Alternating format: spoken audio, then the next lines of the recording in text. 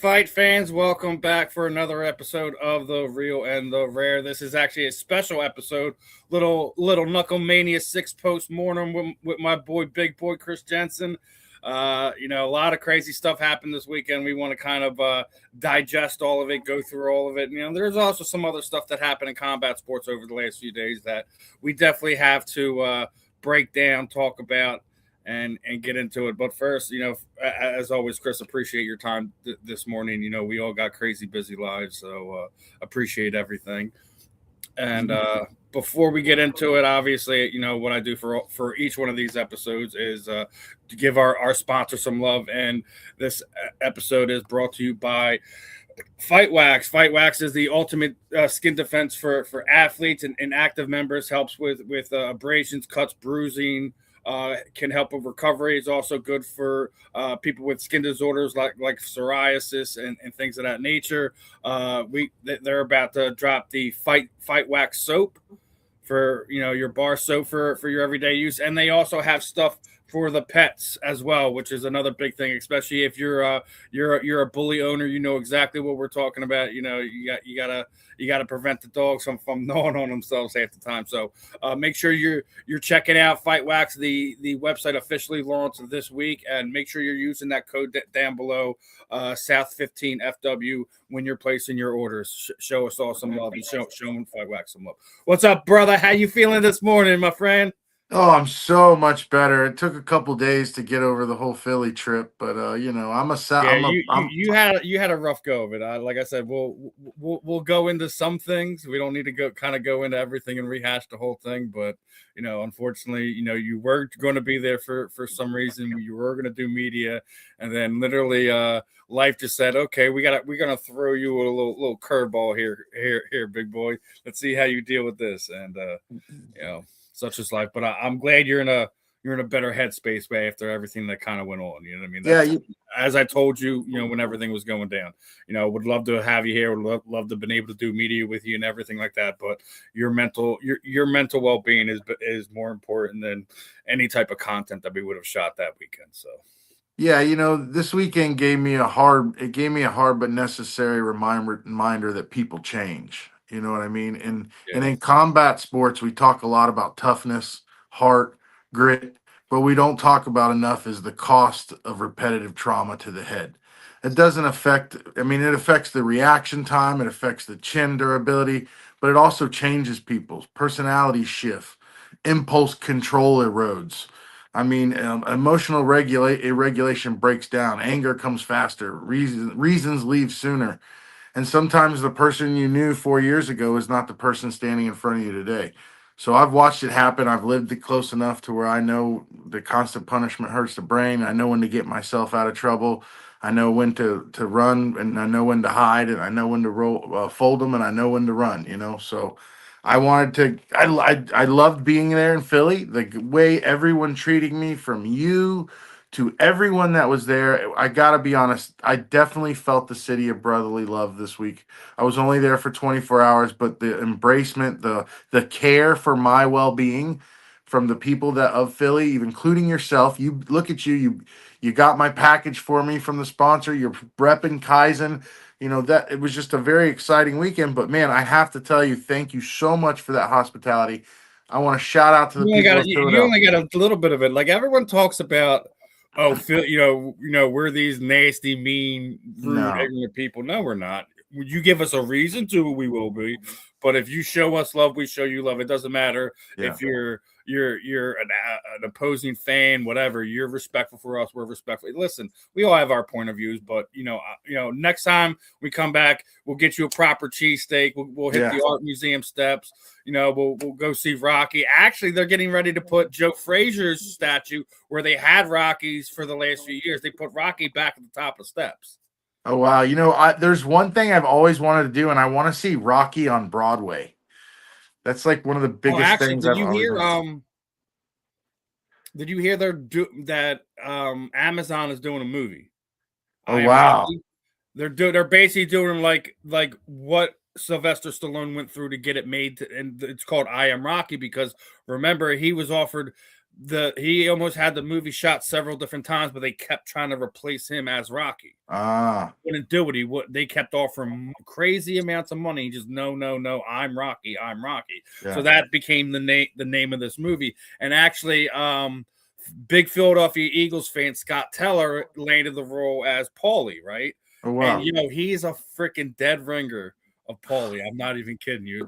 It's gonna be. They actually got a theatrical release to kind of go with it too. It's supposed to be on Amazon, but it's gonna be a theatrical release. But the Broadway show is good too. Yeah, that I gotta see it. I've always wanted to. My wife's a theater teacher, so I'm big into acting. I'm big into you can obviously I'm on the hosting thing. I Yeah. can get into character real quick. But man, I will say this. I got to get home. I got home Friday night, was able to download with the support from the guys from Shift MMA with Rick Coleman. They helped me. Chachi Versace, those some of my very close friends Kai Stewart, they knew what time it was and they got me out of there. I'm not one to make a big scene, especially with the business ventures I have going right now. So I had to make the smart decision. I had to put you in. We had to fill you in. You had to go back in there. I know it was a little rough. I know it's kind of like guerrilla warfare media at the BKFC because they don't know where to put you. But man, you had some good interviews. You got to see some people. What was that like back there? Like you said, like when I got there, like because we both worked media for them before on other ventures, and we were kind of allowed to go in the back. Well, when I was explained to when everything got started there, and I looked at what my credentials said, and I'm like, hey, how are we supposed to do the interviews? And they were basically just told me like you can go to the post fight press conference. I'm like, well, half the fighters are going to be gone by then. So didn't get to kind of do it the way I want to do it. Did go to the press conference, talk to Andre, talk to Crazy Horse, talk Oh, to you better not call him Crazy Horse. yeah, I know He we was can't getting call him. pissed. That's how I remember him though. I know he's felony now. Yo, you ain't lying. I interviewed him once after he changed his name and I kept calling him Crazy Horse. Yo, he was getting so mad at me.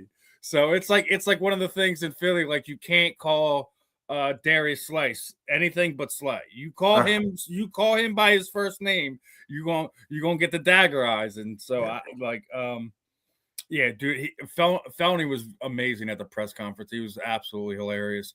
It, And it, it, it was it was probably like, like listen, I'll I'll say tell one you thing. this. The Go only ahead. thing I had a problem with that night, like, granted, I didn't get to do media the way I wanted to, but like, we can't always have our cake and eat it too. But the thing I didn't like is just some of the Philadelphia media and content creators are in media row cheering, hollering, for the Philadelphia guys and stuff like that. And I'm like, dude, what the fuck are we doing? Like, listen, I'm the Philly guy too. Don't get me wrong, I but like, saw yo, that. you have to be neutral. You absolutely have to be neutral. You can't be sitting there screaming and hollering for it. Now, good portion of those people didn't stay to do the press conference or anything. They were just there for the fights and then they left. But there is one guy that does write for one of the papers in the area and stuff like that. And like during a Travis Thompson fight, he's sitting there like screaming, hollering Travis on during the fight with Pat and Charles. He's sitting there, rooting for Pat. I'm like, what are you doing, dude? Like, You got to be neutral. it's one of these things. Like, I don't know. It's just the way I was taught when I first started coming in. Like I'll always be a fan of the sport, and like you see a big shot, of course you're gonna be like, oh, like yeah, Yeah. of course. But like you can't be sitting there screaming like, go Pat and go Lex and Yeah. go. Like you can't be doing that to the.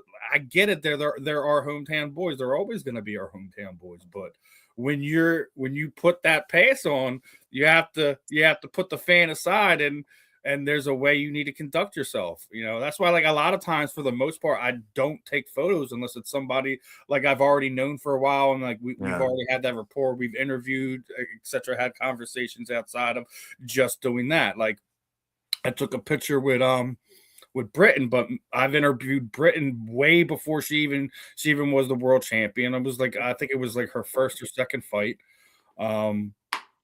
And like there's a couple times we just kept missing each other. Last time she was helping my kids get into the VIP area so they could meet Conor McGregor at Knucklemania 5. Yeah, like how they roped them off. Yeah. So like so security's trying to stop Britain, right? And she's like, "I'm a fighter. Get the fuck out of here." Pushes my kids in here. Get a picture. Say hi. What's up? So it's like there's a lot of times where you don't get those moments, but sometimes like when I ran into her, it was the prelims, and it was just like the fights hadn't even really started yet. So took a picture with her, got one with Crystal after her fight, and she's a fucking handful, man. Did you see what she was wearing after her Oh, fight? bro, I listen. Crystal is she lives here in She's a Tampa. pistol, man. Every time I see her, I think I've looked at Crystal in her eyes like in the 5 years I've known her, maybe twice. So it's not on purpose, and I love you, Crystal. It's so great, but it's always an accident. It's just like, "Ooh, hey, oh my God, hi, Crystal, it's you," and I love her so much. I've seen her from the beginning all the way to the end, and that's you're talking about that media and the credentials and all that, and it was about BKFC 18 or 19 that they started getting real strict and not letting media back in the back. And I think I'm gonna go out on a limb a little bit here and say it's partially mine and Lorenzo's fault. Because Lorenzo and I were both working for Bare Knuckle News, and we were just going right where we wanted. We were just fucking going and getting people right after we beating them before the medical tent, getting interviews with people's faces hanging off. Taylor Starling. We were doing that for well, I'm not going to say the name, but we were doing that for another uh Another organization. entity. Yeah, another entity. So we were doing that, and I think at that time Cranston and that little blonde chick that works for BKSC were getting pissed because we were getting all the content, and that's when they put a stop and started locking people down on the media. And I hate it because the media is the heartbeat of the promotion. Now they do a good job. Evan and those guys do a great job, but they're still like you get the little tidbits. We get the tidbits. We go in and get the interviews. I think the best time to get the interviews is at weigh-ins press conference because at the fight night they're gonna be. It's so hard. But again, hey, these guys are there. People like Britton Hart, they come looking for their interviews. They know their PR work has to be done. It's important. It's a lifeline of this business.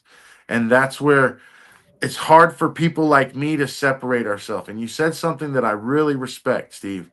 You said that you're neutral when you're watching the fighters. You have to be. You know how hard it is for me to do that? Because these guys are all my friends. Lorenzo and Dave both came up with me through the amateurs, both got pro contracts from me. Jessica Borga, Jared Warren, all these guys came up. So when they fight each other and when they're fighting my friend, man, it is so hard sometimes.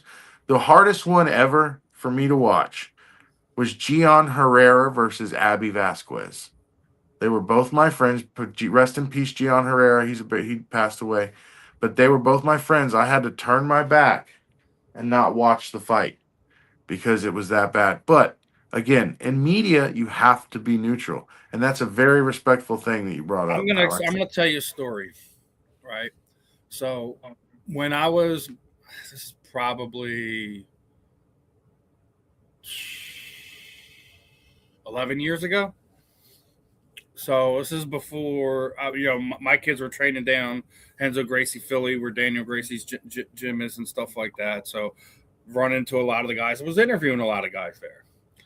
So I was covering cage Fury fighting championships and um, heavyweight champion Zhu was about to fight one of the Jersey guys. So it already had Zhu on and was talking to him, and he was just like, we were going back and forth about things. I was like, if I'm you, I go and try to drag him in deep waters, test his gas tank. Mhm. See if you can wear him down, lock a submission in, because he was kind of the bigger, longer guy. Zoo was kind of that guy that was like 220, 230, not at the heavyweight limit where Sean had to cut down. So after I did the interview, I guess Zoo came across it and started going to NewJersey.com and writing articles about me. And then like it got around, and then this is like when my mom was first started getting sick and everything like that. So like they were like, you need to apologize to Zoo. I'm like, for what? for giving an honest take to his opponent? Like, am I supposed to be sitting there getting on both knees, blowing him off or something? Like, did I miss something? Yeah. Like, I don't owe nobody apologies. I wasn't disrespectful. I didn't say he was this terrible fighter. I wasn't sitting there going after his fight game, or I said drag him into deep waters. Yeah. Like, He that's didn't something, like that. that's something you just. I thought that was a hole in his game, and sure enough, when he got to the UFC, guess what? That was the hole in his game. Yeah. Yeah. I've seen them all. Guys, for honest takes. I'm not. I will be respectful. I'm not going to sit there and say he's fucking garbage. He's got no fucking gas tank. He's got no cardio. His boxing shit. Like, that's being disrespectful. Like, I'm never going to be one of them guys. But listen, I doesn't matter if you're my friend or not. I'm going to interview your opponent. It's going to happen. Yeah. That's why Christina Frieri don't do interviews with me anymore, because I interviewed Helen Peralta. Oh Lord. So I asked her for an interview after the fact, right? I think it was her first fight with Taylor Stalling. And she was like, go fucking interview Peralta. I'm like, what the fuck is your problem, dude? I'm like, I've been interviewing you since you were doing Lions fighting. No one wants to talk to you. I'm like, listen, I am neutral. I am not your friend. I'm like, if you want to be upset and you don't want to do interviews with me, fine.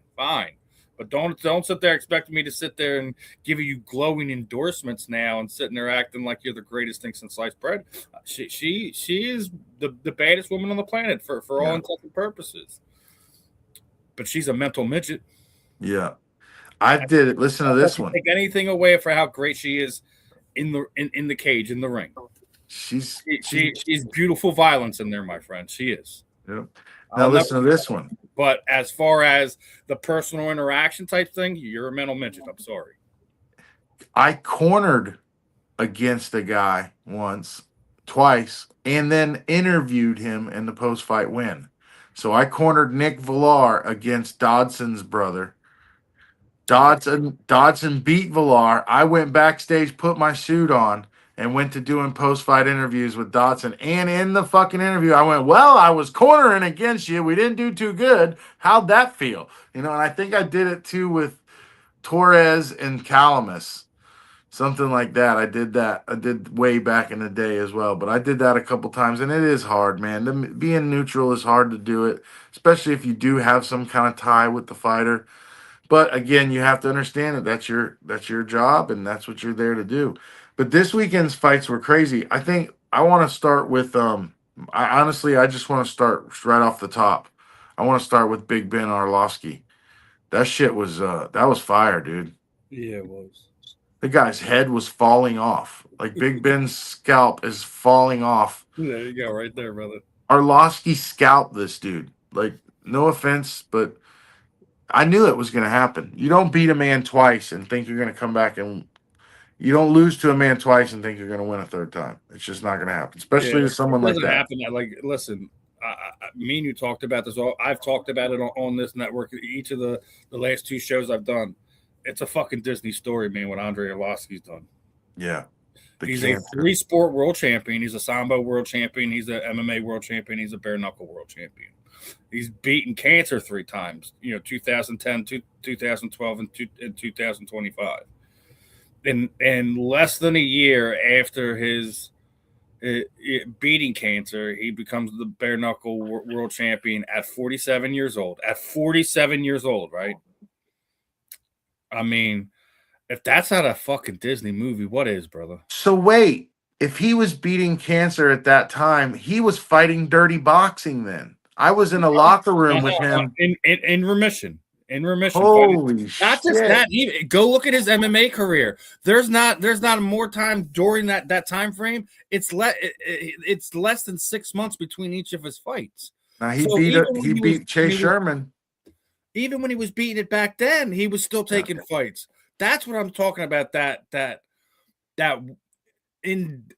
unstoppable spirit, man. Just like he has embodied the spirit of the warrior to a whole nother level, and you just can't help but smile and just be like, man, like that. That's what you want people to aspire to be. And what is his nationality? Croatian or Russian? Um, Let's see. I'm gonna see what that is. Good question. I think he's Croatian. I don't know. That's Krokov. Andre Arlo, because that is a. Here we go. Arlovsky. He is. It says United States. I know he trains down there. I know he's my teammate. I'm American Top Team, and he trains down south. yeah. Let's see here. I want to see what his Andre Arlovsky's nationality is. Yeah, but that dude is a monster. Oh, he is a Belarus. Belarus. So what's Belarus? Is that I think that's the Czech Republic, ain't it? Now, my geography might be a little off, but the country in Europe, landlocked country in Eastern Europe?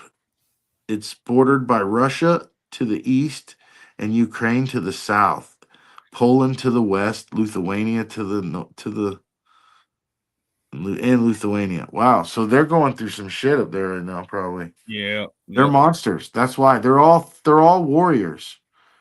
They're all savages. They're all Siberian savages. And that's what this guy was.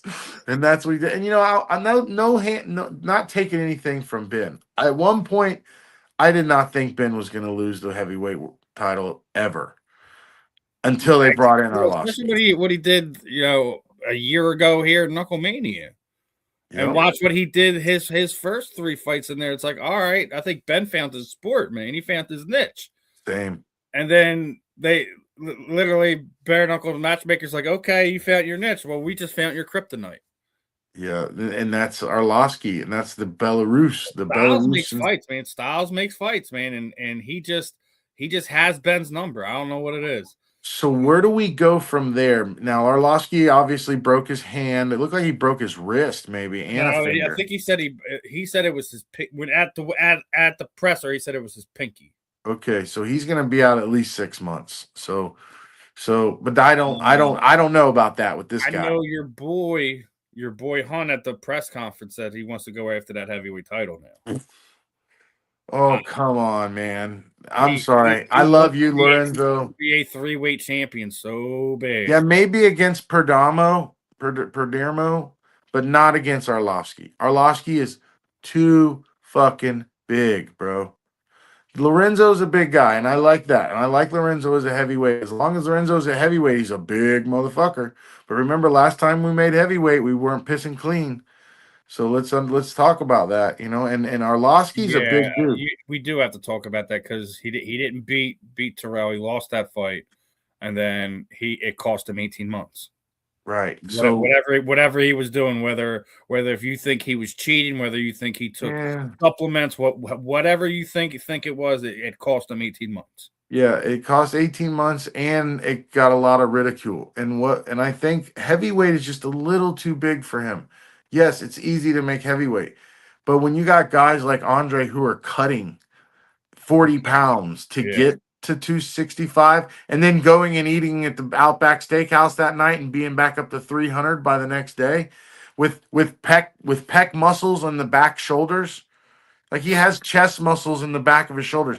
I was in the locker room at Dirty Boxing cornering Rob Perez, and Andre Arlovsky was back there hitting mitts, and the fucking ground was shaking every time he hit the pads. Boom, boom, boom. And I can hit the pads pretty hard. But this dude, I was like, and I'm not scared of nobody. I'm not scared of anybody, but I was like, nope, not fighting this motherfucker. You know what I mean? Like this dude's a bad son of. And then same thing when I met Ben for the first time. I was the first person to interview Ben Rothwell when he got to BKFC. I'm standing right next to him, and I'm just like, nope, I'm retiring or going to 205. Huh. Like I'm not getting, and I put Ben's fist up to my head, and it was the same size as my head. So that's gonna be next. And that's another thing. Andre, they have the same size hand. They're like I think they're both like 34 inches or something like that. So now I'm seeing Andre Arlovsky versus Perdermo. And now here's the cool thing about this fight. If that happens, it's going to definitely be in Miami because Arlovsky lives down there in Boca. Perdermo's based in Miami. That's going to be another main event, probably. I'm gonna say July. Let's see. Let's see what their card. I'm saying they're gonna. Nah, Arlovsky's not gonna be ready by then, so it could be October, November. But if they got that, Perdermo asks for that, it's gonna happen. Now, I talked to Arnold Adams, and Arnold Adams told me he's Yes, because he's still he's been a little quiet the last year. now he told me he was thinking about going to 205. So off record, he told me that. So I'm gonna just say that if that was to happen, that would be a bad man at 205. He would be bad. Watch him and Hunt do it at 205. There you go. Oh man, there it is. So you got to see those are the things that are going to blossom up. You just hit it right on the head. And then at 205, that makes the most sense, right? Yeah, that and I know Lorenzo wants to get paid and he wants big fights right now. I really do get that. He's got the momentum going. He's been the real king of violence of bare knuckle, not the fake little belt thing that Perry's been running around with. He's been the real king of violence. Let's be honest. And I have no skin in this game. He's not my boy. He's not somebody I've covered, interviewed, or anything like that.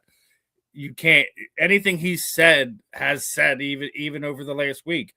Tell me where the lie is outside of the fact that he said he was going to put Mundell in the hospital. Outside of that. But I mean, he ain't wrong when he's sitting there saying Mike Perry ain't a real champion. He's not a real champion. He's been running from Mundell for almost 2 years now. So it was 2012. All right, real quick. I'm going to go back. It was 2012. I had just started doing amateur MMA events here in Florida. And I online would matchmake online. I'd go on Facebook or something and I'd be like, hey, anybody want to fight? Hook it up. Well, I got an email from a dude in Jacksonville by the name of Lorenzo Hunt. I'll fight. I want to fight. I'll do it. I said, okay. So I got him his first fight. It was in Newport Richey, Florida. He drove all the way from Jacksonville, which is about a 3-hour drive. He came with his dad and everyone. And his first fight, and he won. And the crowd loved Lorenzo because he started talking trash. He was doing the Conor McGregor walk, and my small town crowd loved Lorenzo. So I had to get him on my second card. So I got him on my second card, and he's on his way from Jacksonville to the weigh-ins, and his opponent pulls out. And I call him and I say, Lorenzo, your opponent pulled out. I don't know what to tell you. He goes, well, big boy, I sold a bunch of tickets. The people are following me. I ain't turning around, and I ain't telling them that I ain't fighting, so you better find me an opponent. I'm on my way. And I'm like, all right. So I got like 2 hours to find this guy an opponent. Well, one of the jiu-jitsu coaches by the name of, we call him Joe Boxer. His name is John Lewis. He's a black belt under Gracie Baja. He goes, oh, is that loudmouth dude from last event? I said, yeah, it is. He goes, I'll fight him. And I'm like, and so me and my partner look at each other like, oh, Lord, that's a black belt. We can't afford to have Lorenzo lose. I'm like, Lorenzo ain't going to take it. Let me call him. And I call Lorenzo up and I go, Lorenzo, I got you an opponent. He goes, good. I go, but I got to tell you something. He goes, what? I go, he's a black belt in jiu-jitsu. He goes, I don't care. I'm going to knock him out. I said, all right. Well, we're going to do it. So I gets there, weighs in. The next day is the fight.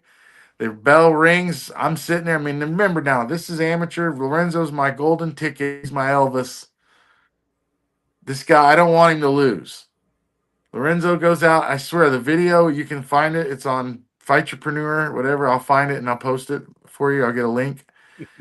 Lorenzo hits this freaking dude in the head, this black belt. The dude does a backflip, literally does a backflip after Lorenzo hits him. And Lorenzo just goes to beating the out of him until the ref stops the fight. That right there, I was up in the hotel room that night. I had rented the whole floor of this crack hotel.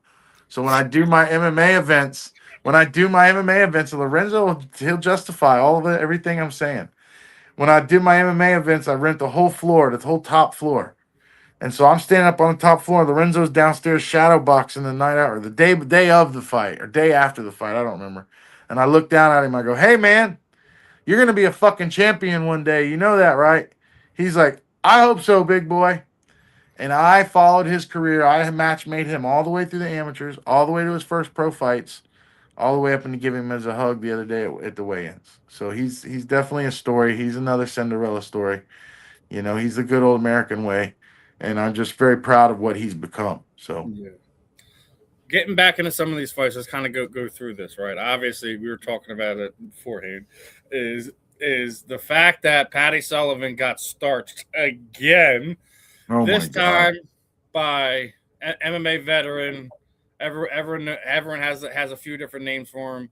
Charles Felony Bennett, who at the time was 1-23 out of his last 4 fights, and he absolutely put a whooping on the Irishman Patty Sullivan.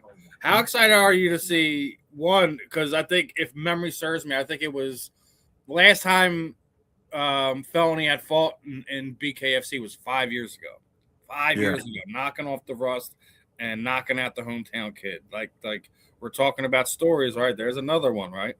Yeah, yeah, no felony. Listen, with felony, I go way back with him. I go back to his Pride days. He was training with us in Ocala.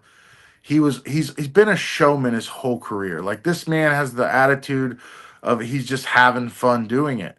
And I think that's where the 1 in 25 lies. And a lot of people were saying, you know, should felony stop fighting? We saw him do the bare knuckle MMA. We saw him go back overseas and do some more MMA. We saw him do some that That's I his think. thing. He'll fight anyone. He doesn't care what their record is, who they are, where the background. Nah, Like he'll fight anybody. he don't care. He doesn't care. And but him, fortunate for him at his age and at his time in his career, getting that win was probably securing another fight in his career because they made a rule on the unified rules that if you have a boxer BSR on BoxRec over 4, mean boxing severity indexes, meaning how many times you've been TKO'd, how many times you've been knocked out, the commissions aren't going to approve you. And if you have 3 TKOs in a row, they almost 9 times out of 10 won't approve you. So for him to get that win, now that solidifies him for 4 or 5 more fights, and we're going to see him some more. So I'm hats off to Charles for doing that. I'm very proud of him. He's always been an inspiration. He's a hell of a showman. And man, what's next for Sullivan though? How do you pick up from I there? already, I've said it. Listen, again, hometown kid. I get it. From what I was explained when Patty first came to bare knuckles, he's a hockey guy, right? Yeah, So why don't you just put him at BKFC ice? there you go. That's what they need to do. I mean, look, Ice every time Wars. he's been given a semi decent opponent, he's been starched. Yeah, yeah, And like yeah. it's nothing against Patty, regardless of what I heard a bunch of stories. He was dealing with this medical thing and this medical thing, and he still took the. Like, I get that, but you still have to control your performance, and he wasn't in that. He wasn't in either one of those fights. Any one of the last 2 Knucklemanias, he wasn't in it. Who did he beat? He beat Kane Tomlinson? No, No, King knocked he him out the beat last Peterson. Knucklemania. It was the one in Yeah. between the. Yeah, yeah, He's had yeah. 3 bare knuckle fights. He came back. I think he did one of the fight nights here and won. Oh, he beat an 0-2 guy. Yeah, he beat See, an this 0 is what I 1 mean. guy. This is what I'm talking about. Yeah. And that's why I'm saying this. Listen, if the BKFC decides to give him another fight, they give him another fight. I think if I'm them, I use what cachet he has and kind of lend it to lend it to Ice Wars. What was that weight? 135 or 45? I'm I not think sure what the I weight because think that was they don't yeah. they don't want to ever really put it out there like that. They just say what weight class it is. Yeah, featherweight. So that was 45ers. I'd actually got a couple opponents in mind for him. There's a couple losers like that Danny Pettit kid's a loser who's got 1 and 2. That's a good match for him. I know Chachi Versace's 125, 135, but that's a good match for Chachi. You know, I think there's some good. I mean, there's just here's the situation. There's levels to this stuff. And obviously Sullivan has a level, and his level isn't quite Felony Bennett, and his level isn't quite Kane Tomlinson Jr. So we got to figure out where to match him and where to the good. He'll make good fights, but if he's a quitter, then you know it's on him. But yeah, man, I think that's. I think he's gonna have to go to the drawing board. That's what I think. He needs a. If I'm him, I put at least a good 6 months of training in before I get back in there again. That's just Yes. me. I like again. I'm not a fighter. I'm no expert or anything like that. But I've seen enough fights. I've seen enough guys go in there and taking fights they don't need to be taken. I kind of feel like he needs to find his level up. You know what I mean? Yeah. What I didn't watch the Brendan Meyer fight actually. It's the one fight I didn't watch. Oh, the rematch. Yeah, I didn't watch that one. Where is it? Where is it? I'm looking at it now. But Brandon Myers always came to fight. I mean, he's a good showman too, but there's another one that there's levels. But Yeah, I didn't see this one, so I don't know how I he did talked. against I Matane. ended Brendan beforehand. Great kid. You know, Montez is a Will Martinez guy. He was undefeated. Brendan, gave him his first professional loss when he Oh, when Brendan knocked him out at the last Knucklemania, and they ran it back this time. And I seen him after the fight. And he was just like, listen, he's like, I'm not taking anything away from him. I was dealing with a lot of stuff at home with my personal stuff. I'm not going to use that as an excuse. He did his job. He did his job tonight. He's just like, it wasn't my night. I wasn't there. I just try to put on a show for the fans and do what I normally do. So, yeah. and he said privately to me that they're probably going to run it back a third time. Wow, they're gonna do a trilogy on it. And it's tied 1-1 right now, right? Yeah, knockout a piece and knockout a piece. But I think Oh, Brendan knocked him out in the first round, and you got it Montez in the knocked him out in second. the second round. So And Cody Russell, we knew he was gonna dominate that kid. That yeah, was yeah. I think no the fucking Golden brainer. Ticket kid had a great night. He had a great night. This one, right?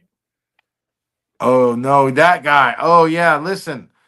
Yeah, that dude is one of your guys, right? That's Philly. He actually That's he the no, go. he's the Jersey guy. Oh, he's He's the the golden Jersey guy, ticket and he was winner. not. He stopped the Philly boy. Oh shit, So that sucks. technically, I mean, he is one of our guys because Jersey's like our direct neighbor, right? Right, right. But I mean, that was I was rooting for him. He's one of the guys that got the golden ticket at the tryouts. I wonder if we see him on that Fight Club tournament because that was his first Yeah, fight.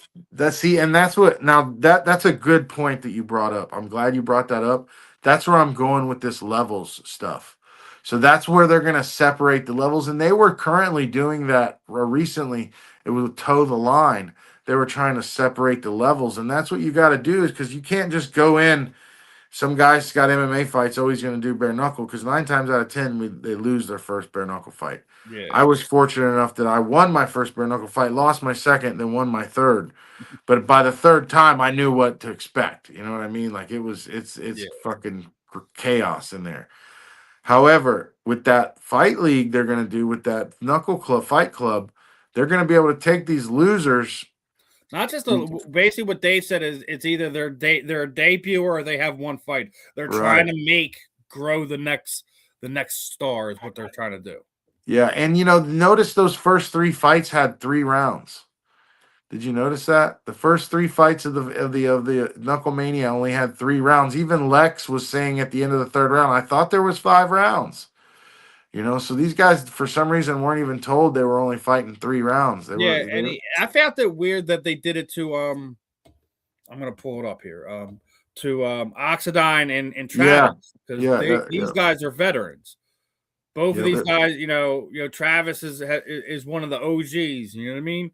And yeah. Josh isn't a stranger to bare knuckle. So why would you have them do a 3-round fight? I don't know why they did that. That's But weird. I mean, first and foremost, hats off to Josh Oxidine, dude. Seriously, Good stuff. because coming from BYB with the smaller ring and the Trigon Yeah.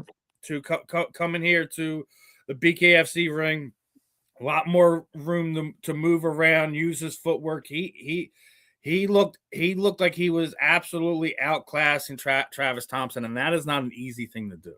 Yeah, no, and he's doing his little merengue dancing, reggaeton dancing. I'm Yeah, sure he yeah. pissed Feldon off, but Feldman hates that shit, but you know what? It's Yeah, part of the show. but he wasn't overly showboat. He Yeah, was getting in his feelings. You know what I mean? it's He was. part of it, man. That's what it's a It is, showman. especially when you're getting off the way Josh was. You know what I Yeah, mean? yeah. I mean, I get why Dave gets mad. Like you could be doing that and you could finish the fight, right? He damn sure does get mad about it. I Sullivan. get why, because Oh, that here. This kind is of thrills the fans. That's what kind of that's what gets fans excited to want to be to watch that guy fight again. right. So it's like I get why Dave gets irritated, but at the same time, there's a reason why fans like to do that. Now you talk Kane Thomason, so we obviously got Oh God, I don't even want to fucking feed into this one. Jesus so Christ. he self-admittedly said it was a terrible performance. He did not like the fight. Um, he said, and I agreed. Anytime that he touched Kane, Kane sat down. I agree with that. Anytime he would get a combination off, Kane would take a knee. I'm They need to firing do both something with of the them. ruling. If a guy is consistently do that, they just stop the fight. I'm firing. I mean, if I'm Feldman right now on that fight, Kane Tomlinson Jr. is gone. I'm firing him. I'm taking him out of the. He's getting dropped. And then the cannoli kid is gonna get tested next. Well, he's been asking for it. He said at the post-fight press conference he's been begging Dave Feldman since the last Knucklemania for a step up in competition. That he wants contenders. He wants a top 10, top 15, top 5, whoever. Where is He's this like, I don't kid? care what the level is. I want to get to that next level. I want to rank contender.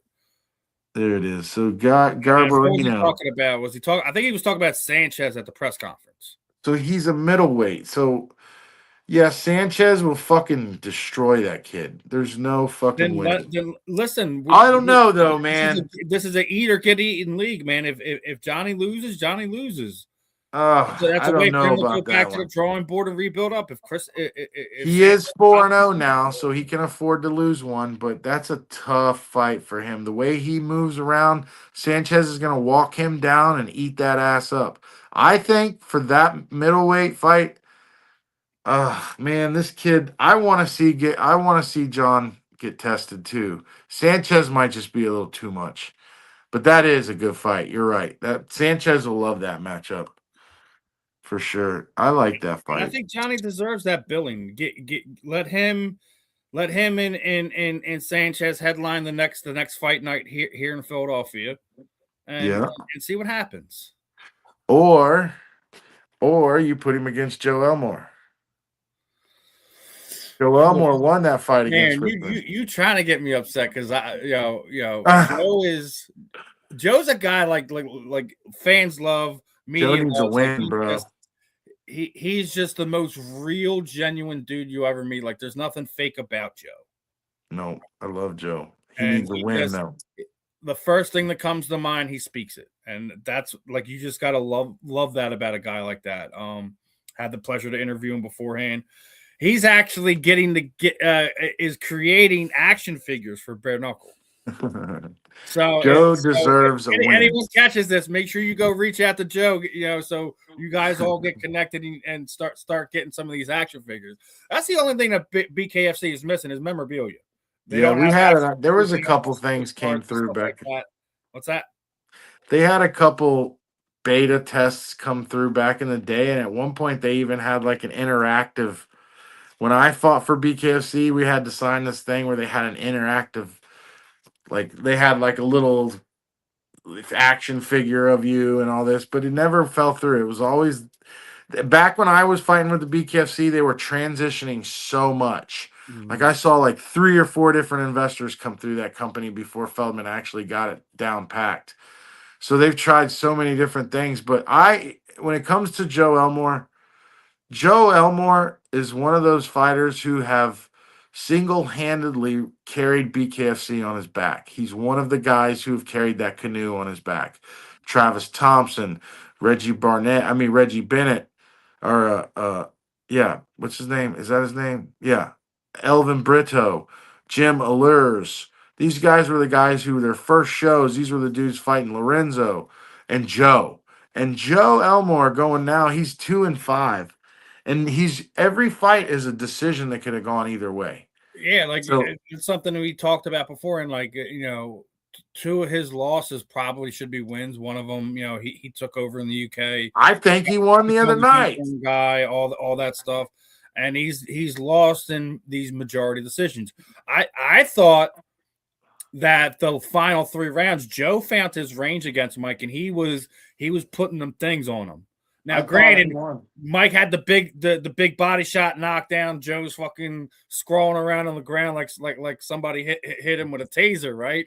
But he gets up and not just survive the round. Like he started giving it back to Mike. So Yeah. it's one of those things. I felt that Joe very well could have won the last 3 rounds of that fight.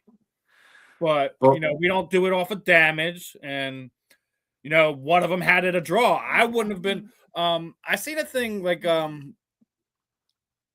Frank Mir was sitting there saying combat sports needs to have more draws, more incentive for these guys to stop the fight. yeah. And I agree with that. I think if you feel like it's an even fight, make it a draw. Make it a draw. Are the fans going to be happy? No, no. But it's going to give that fighter a reason in the back of their mind why they don't want it to get to the end of the round. Joe landed more punches the entire fight. I That's what mean, I'm saying. Like I felt that he won the final 3 rounds. And then you look at Joe's face, and then you look at Mike's face, and tell me yeah. that Joe lost that fight. Joe have a cut, yeah, but he didn't look like the dude from Big Trouble in Little China. And I love Mike Richmond. Mike Richmond's one of the OGs. Like, yo, I got a pair of gloves from Mike from his Bellator days when he was fighting at 135 pounds, hanging on my wall. So I mean, Mike Richmond is he's an OG warrior, man. From the Bellator tournament days to being one of the main attractions here in BKFC. So he I definitely fought. got to give him his love. I fought the first bare knuckle fight that Richmond ever had. I was on the same card. It was Valor. He fought. Who did he fight? Oh, he fought fucking JC Lamas. And JC Lamas quit. He got headbutted, he said, and Mike stuck him. And he quit. So Mike's fight got put in no contest. But let me tell you something about that night. That night we had Sukajaju or whatever. We had Mighty Mo Sliga, Mark Godbeer, Estevan Payan, Ishii Smith, LeVar Johnson, James McSweeney, Mike Richmond, Josh Dreyer, and me. And I was the first fight. And this was like BKFC only had like 3 events. So back in the locker room, I'm standing there with all these legends. Whatever the Sudoku guy, he was real famous. And Mighty Mo Sliga, and they're all standing there, and no one knows what to expect. And I'm the first fight, so they're all like slapping me on the ass, going, "Go on out there, big boy, go out and so I went out there and beat the shit out of my guy. And when I came back, those my heroes, these legends, were like, "Fuck yeah!" Mike Richmond was like, "Fuck yeah, big boy!" And that whole our locker room that night fucking beat everyone's ass. And it was crazy. It was one of the coolest things ever. And so shout out to Richmond. He's one of the OGs. I love where this sport's going. I love where the family of the bare knuckle, the lifestyle's going, and I just and it's exciting. And then we get our female fighters, Yep, I Jod. was you're literally reading my mind because that's the one I was about to go with next was I've seen these was two girls build. I've seen them uh, from the beginning. Crystal Pittman, is an absolute warrior, but Masan Wong should definitely be getting ready to get another crack at that title because that was an impressive performance. After the fight, she didn't even look like she was in a fight. Like that, No, like she didn't. that's how well she was slipping, juking, and jiving, my friend. So No, she didn't. Listen, not only are these two chicks incredibly beautiful, but do they have some good boxing technique? Both of them, yes. Crystal Pittman was overwhelmed this time by Jod. Jod knew what to do. She adjusted herself from the last fight. She's a smart fighter. She's a mate. She's got a pedigree of martial arts, and she's been around the block as well. So I think this fight was great. I also love the fact that they spanked each other. I thought that brought it. yeah, that was they were so fun with it. Like some people, like when you get away, it's like everything's Yep. tense and the littlest thing. Like I thought the funniest thing it took her like 10 minutes to get her fucking pants off to get on I the love it. They're good girls, But I and mean, I like can. they had the whip and they're beating each other with the whip and smile Crystal and has taking come a pictures. long So it's like ways. it's one of the few rare things where you see the combatants that are that welcoming and then can immediately turn it. And I think that's what's special sometimes about women's combat sport is sometimes there is real animosity. There is. But Yeah. we see this more playful side from the women than we do some with some of the guys. Yeah. No, and I like, I saw some comments on the live chat a couple times about, and it was from the the competition companies fighters, and they're like, oh, they're just letting anybody dress up and play cosplay on their walkouts. You know what? I like that. I like the showmanship. I like the juggernaut. I like the fucking I costumes. don't I like it. when it comes to that, when it comes to fight night and them kind of pointing finger, I don't pay attention to what either one of them has to sit there and say because you have too much skin in the game to sit there and like you want to critique every little thing. There's things I can critique about you guys. I don't play that Bro, game. I have I never got much seen. respect for Mike Vasquez and what they do and I respect what they've done to grow their brand, but they're not holding the candle to what bare knuckle fighting championships doing right now, and it's not a knock Yeah. on BKB or what Mike's done or what anything they've done. They've done more than well for themselves. It's just what BKFC's done with the branding side and what the athletes are doing. Yeah. All right, It's different. take the fact that we've even talked about like you're trying to not do as much stuff with bare knuckle. Take all that aside, right? Can you name me five world champions from BYB right now or Right. BKB? Right. Like I like what Mike and them have done with continuing to keep that brand alive. Like I am very respectful for the persistency they have on keeping that brand alive. And I think that what they have is something that Dada brought from the backyard. It is unique, it is okay, but it's not evolved. And where I see that sport going, I just don't see it when I work with them. I respect them. If my fighters want to go fight on their card, I definitely support them. However, I don't see that promotion having a future as far as maximizing their exposure for fighters. um, I just don't see it. I've been making this comment for a few years now. I think the smartest thing Mike could do is ask Dave for a tournament UKFC Pride style. Yeah, yeah, but Like you if you do got to. UFC Pride style tournament, do it like do it once every 2-3 years or something like that. Come up with a weight class where you guys can both do like a co-op promotional type thing, and kind of find a way. Like maybe you learn maybe they learn a little something when they come in and do something like that. I I just think it think would be unique, but I think the problem would be like one revenue sharing and two the ring difference. There, I think I just don't see it. I just I listen. agree. I look at it. I don't think it'll ever happen. But if I'm them, that's something I would try to do. That last fight that I watched with Trey Martin and Bobby Taylor, and that was just, and everyone says, "Oh, it was such a great fight." Oh God, wow, both guys were so beat up and bloody. No, man, that circumference or that triangular space of that. This is physics. All right, there's a 1, 2, 3 step in boxing. There's angles you cut because they couldn't fit the big ring in the venue. They made that ring extra small to fit in the venue. By doing that, it just created a bloodbath, is all it was. There's no sport in that. My friend Martin Brown's been fighting with me for 20 years. His hands are like the best hands in the gym down here in Tampa. Mm-hmm. For him, and Bobby, don't not take anything away from Bobby. Bobby's tough. They fought a good fight before.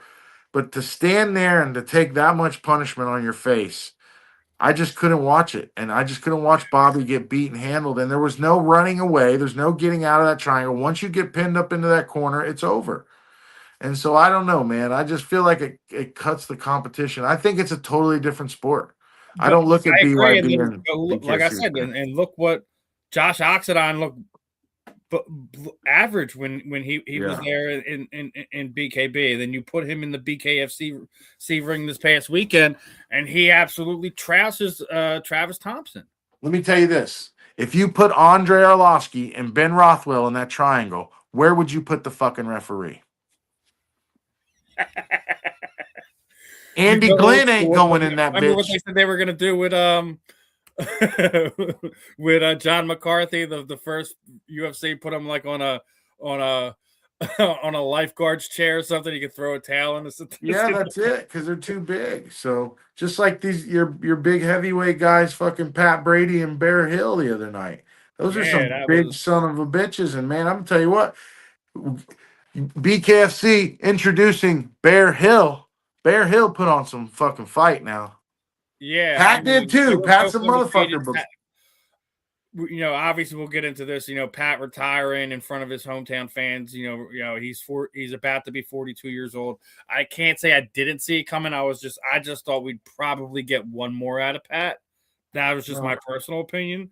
that's what I But did. 42. Pat's right. That's the exact same thing I did. I retired at a big show at 42 years old. Your body just, it's not but even just your body, it's your mind at that point too. Because when your body starts failing on you at that age, you start losing your mojo because you start feeling like it's always going to be broke. And that's where I'm at now at 45. I can hard like after this weekend, I hurt my hip and all that commotion of me wheeling my suitcase around Philadelphia. I hurt my hip. I couldn't hardly walk, and I don't know what I did. It might have been when I got home. I don't know, but it's like phantom pains come out of nowhere. yeah, but Bear Hill arrived. Yeah, that kid is That tough. fight was big for Pat Brady, but Bear Hill basically showed like it don't matter how big, how strong they are. He and Pat, I don't know if it looked like a couple different times like Dude, Pat had finished the fight, but Bear was just like, yeah, I might have gotten dropped. I'm on my knees, but I'm still here. I'm still in the fight. I'm not done. Come on and bring me some more, big boy. And I did try to get an interview with him before the fight just because I thought it was a great matchup before we even got to it. But Bear definitely marked his spot there. I'll be interested to see who they match him up with next more than anything, because that's one tough SOB right there. Being able to take that beating from Pat Brady that we've already seen what he did to Zach at Knucklemania 5, right? And he broke his hand again, by the way. Pat did? Yeah, Pat broke his hand again. Well, he threw, so it says Bear threw 2 punches more than him, and Pat threw 375 or 376. Bear threw 378. Pat landed 223, Bear 213. So those are two dudes with two cow size heads. No offense, but those are big dudes. I was standing next to both of them at weigh-ins, especially Bear. Bear's a little bit taller than Pat, but Pat gains that in width. Now, those two boys not only showed resilience, but they went into deep water together. Those last rounds, they were both fucking gassing. Feldman knew that. And that's why those boys got awarded. And I got to be honest with you. I am a Bear Hill fan now. I am a Yeah, Joe, that 100%. fight gave me chills, brother. Like it was one of those things where it's like that's a special fight right there. Yeah, that was a good Like one. those are special guys, and there's a reason why they got ancillary bonuses for that fight. And not just that, I'm also glad that they both decided to donate to men's mental health awareness with those ancillary bonuses. It's those Yeah. rare fighters, but rarer men.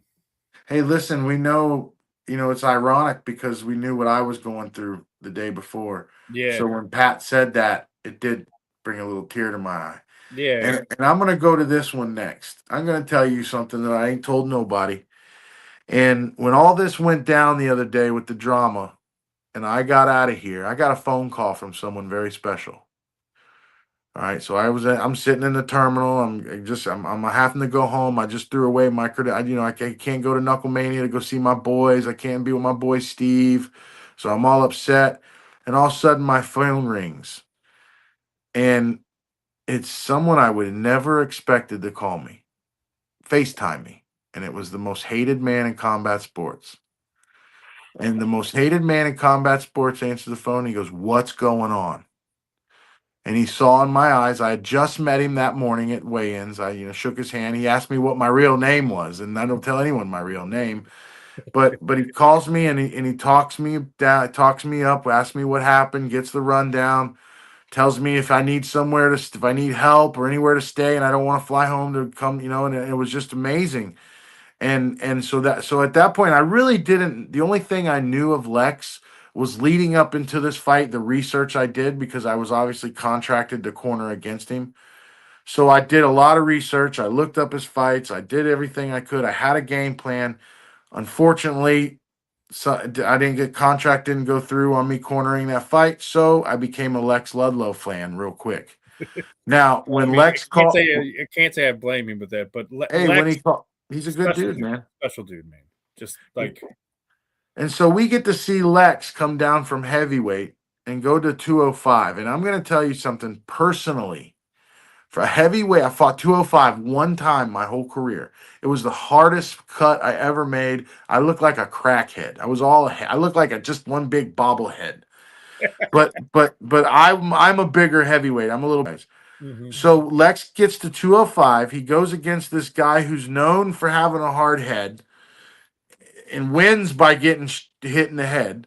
Lex takes him into the third round, beats the shit out of him, but shows Yeah, he looks composure. Lex looked really good. Like Look at these uppercuts he's landing. At one point, he knocked the snot out of this yeah, asshole. yeah. Like this this guy has lost his last 3 fights. He's fucking not ready to fight anymore. Look Nope. at him. He's a fucking mess. Get him off of there. Put him in Ice Wars. Go get him the fuck out of there.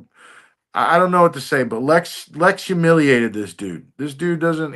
We saw Bobo humiliate him 5 years ago. We've seen him win a couple B-side fights, but now they tested him at 205 with Lex Ludlow, and Lex Ludlow comes out Philly strong. And I'm gonna tell you what, as far as the most hated man in combat sports. I don't like that name. I disagree with it. I'm offended when I hear that because his opponent's the one that should have had that name. Lex is the grizzly bear, and he mauled that fucking shark this weekend, and I'm very Yeah, he proud of did. him. I mean, listen, Shout out you to could have been Lex. more impressed with him. Like obviously, like if people don't know though Lex's story, like he was. We were talking about that mental side, man. He had been in depression real bad, blown up to 300 plus pounds, Mm. and over the past few years, he's just been getting down and getting down and getting down. And I knew he wasn't going to have a hard time cutting the cruiserweight when he told me. Like he basically he was on this network when he said like, "Oh, we ain't heavyweights. We fight in a cruiserweight for this fight. So I'm officially a cruiserweight." And for his debut at cruiserweight, you couldn't ask for a better start to it. I mean, I still feel like I think at halfway through, one of the things I think I agree that he thought it was going to be 5 rounds. Yeah. But I also felt he was pacing himself that way. That's kind of why it looks like he let him off the hook a bit. But I mean, not knocking the literal snot out of Zach's face, and I thought they probably should have stopped it there. But I guess Zach still had his faculties about him to the point where the referee thought he was still able to continue. But it's going to be interesting to see what's in store next for Lex. Another one of these guys, I feel that I know I said Johnny should headline one of the next fight nights. If it's not Johnny, it needs to be Lex. Yeah, no, Lex is there. We found out Lex is. I think the sky's the limit for them. Lex should be getting ready for the likes of guys like Lorenzo because that's the style of fighter I saw the other night. On the other hand, his opponent. Listen, this is where we're talking mental health. We're talking all this, and all I'm going to bring up is we've got to start. We've got to start laying boundaries out as promoters and matchmakers. We have to stop pretending that all these character flaws in fighters, they're often neurological, all right, and they're chemical consequences of being hitting the head too much. We got to stop enabling destructive behavior, and it starts with everyone around it being aware. If there's one thing I hope people take from this, it's that that when you have unchecked damage on these fighters who are taking a lot of shots to the head, that can be consequential. That can hurt their families and their lives, and it can hurt the face of the promotion. So we saw a few times where Lex was making full contact 1-2, 1-2, and this guy was just smiling. Listen, those shots are not going unanswered. He might not be showing them right then, but he's going to show them 5, 6 years from now. So I think personally that this guy needs to probably stop fighting, maybe be a mentor, maybe find some kind of other challenges in life, and even take up I don't know. Figure skating. I don't know. But that shit was sad. I'm sorry. And Lex, no, nothing short of perfection performance for Lex. But man, I would have liked to seen 2 more rounds of that. I mean, Anyways, I'm sure that's a little personal, but I also agree with you with the Zach isn't the same fighter he was. I know I know that the promotion was hyping him up. He's a tornado of chaos, all this other crazy. But I didn't Zach see Calamus is mass chaos. That's what Cyrus mass said. chaos. All right. Well, I didn't see mass chaos Saturday night. I saw a guy that was a pincushion. That was a punching bag. That's what he's been for Lex the past. I didn't even see any marks on Lex after the fight. No, I So don't think so. And here's the thing. The guy is mass chaos behind closed doors. If you saw the way this guy talks to his fucking wife, the way he talks to his father, the way he abuses people, the way he talked to me, I have a 14-minute video that I'm going to release eventually. For right now, I don't think I'm going to do it. But I have a 14-minute video of this dude and the way he talks to people and the way he talks about people, it's just in my eyes, he either deserves a fucking prison cell or a hospital bed. But that's not my choice because God says I gotta love you, but he doesn't say I have to like you. So I pray for him, and I think my biggest flaw in people, and I'm gonna leave with this because I gotta get going, Steve. I think I'm one of the more caring people in the world because I always see the good in others. And the reason why I do that is because I know the bad in myself and I hate it. I run from the bad in myself. Just like the other day when I was triggered, I don't like it. It resurfaces feelings, it resurfaces things that hurt. So when I meet someone and I do see that little bit of bad in them, but then I see that good, I'm always chasing that good behavior in them. So that's why I made that post that if I hadn't known anyone longer than 10 years, if you weren't in my inner circle, it was not against anyone. It was just a boundary set and an actuality for me to understand myself better. I love this sport. I think this Knucklemania was kind of cursed from the beginning for me, if you know what I'm saying, from all the things from our media, our prior media engagements until our cornerman engagements.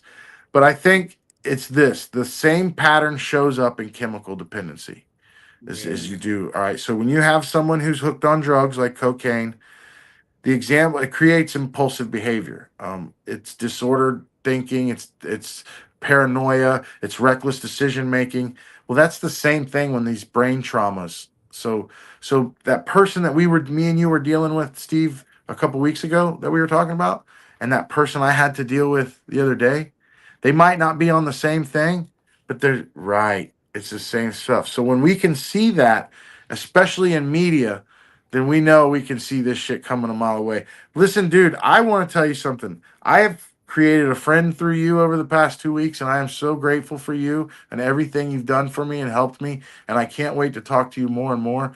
I got to cut it short because I forgot I had a doctor's appointment and it keeps ringing through. So I'm going to go try to get my old hip worked on and try to get back in the gym. But listen, I appreciate everything you did for me this weekend. I appreciate you wearing that brand right there. Shout out to our boys, Kaizen. Steve got the package, Mike. Maddie, Mike, Lexi. Steve got the package. He's repping it for us. I want y'all to check out Steve. We're going to get him hooked up. He's going to be a part of Kaizen. He's going to be checking out when we do our fights. He's going to come and cover them. All that good shit, man. I appreciate you, brother. likewise, man. Go do what you got to do. Appreciate your time today, and I could have again, talked all day, we'll bro. I catch could up have more talked and to do it you. some more, my friend. Yeah, my man. Thank you so much. Anytime, my brother. You have a good one. All right, everyone. That was the one, the only big boy, Mister Chris Jensen. Always a pleasure catching up with Chris. Covered just about everything. I think there was one or two things that we didn't cover from Knucklemania, but we covered a lot of it. This is our little post-mortem chat, so to speak. So, a great event. Had a lot of ups, had a lot of downs, had a lot of WTF moments, but again, I'll be back in a little bit more than an hour and 40 minutes or so with BKFC Cruiserweight. Esteban Rodriguez, the Mohawk. So, guys, make sure you stay locked in. You make sure you hit those notification bells. Hit that QR code in the top. Make sure you subscribe to South Florida Tribune's YouTube channel.